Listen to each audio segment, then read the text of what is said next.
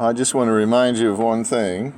If I have a to the m over n, the m gets to stay with the a, and the n is the index.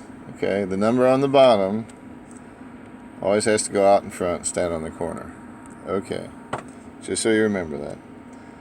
So let's evaluate this expression without using a calculator. So the number on the bottom, I know it doesn't look like bottom because they write it linearly along here, but it's on the bottom, 3 over 2. That goes out in front, so it's the square root of 16 to the third. So I have a choice, and I'm going to choose to find the square root of 16 before I raise to the third power, for I think obvious reasons. The square root of 16, usually I don't write the 2, but I did just to be clear, is 4, and then I'll raise 4 to the third power, and 4 to the third power is 64. Okay? So we had an exponent that was worth more than 1. 3 over 2 is 1.5. So 16 to the 1 would be 16. So 16 to the more than 1 would expect more than 16. And we get more than 16.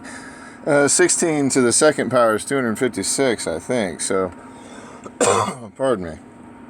So, that seems reasonable. All right, so now, well, we've already gone down the ways here a little while. We could have said negative 64 to the 4 over 3.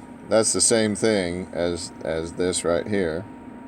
Uh-oh, it's almost the same thing. I forgot my parentheses. If I want to include that negative, I better put it in parentheses. But they've already translated it to the next level here.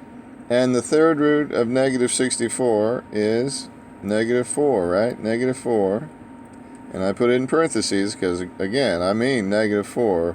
Something's going to happen to the negative as well, because that's in there. That's inside. We're dealing with the negative.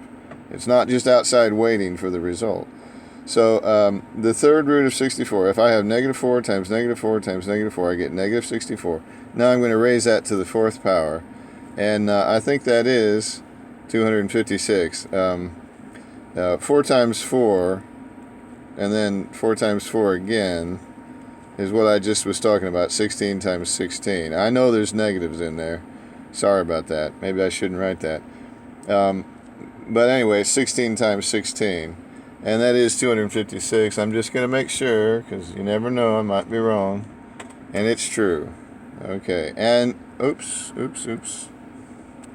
And it's positive because this is an even exponent. So even a negative number turns into a positive number if it happens an even number of times. Okay? All right.